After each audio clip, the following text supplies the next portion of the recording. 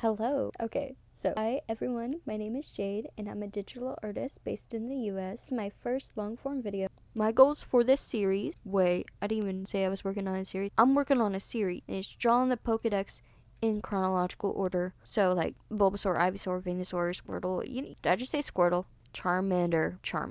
Get it right. Get it right, Jade. Okay. So, my goals for the series are 1. Draw every Pokedex in order. 2. Post a long form video about this every 1 to 2 weeks. 3. Prioritize my job first and art second.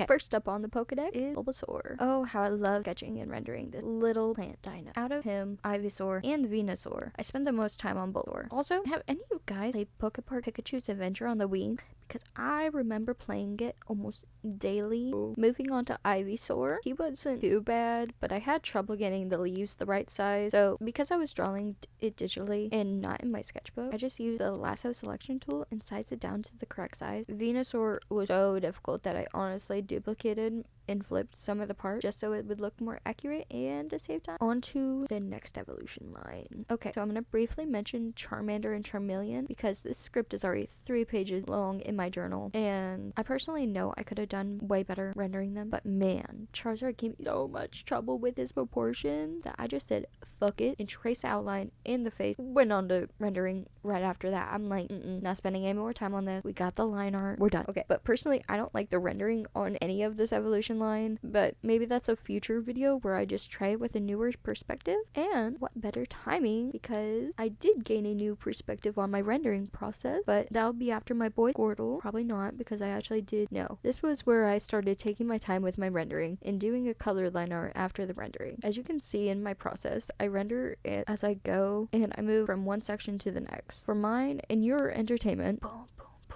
presenting Squirtle Squad glasses on my Squirtle.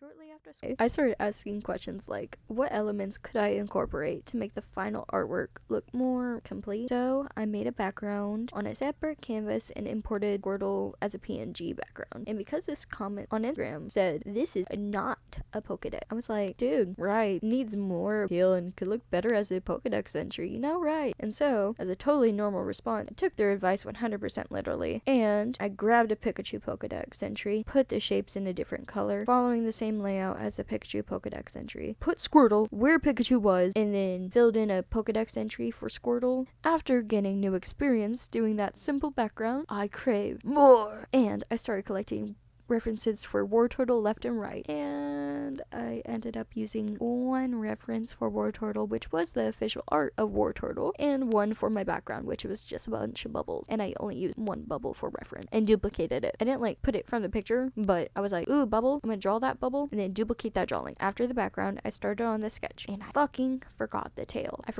So I realized that while rendering and quickly added it with my brush and that I like to use. I'm not even gonna talk about that brush. I use a flat brush and I just change the opacity and size, and that's all I do. It's my favorite brush on Procreate. Okay, so anyways, on to my dude, Big Man Blastoise, with a Hawaiian shirt that I saw on Jack Black.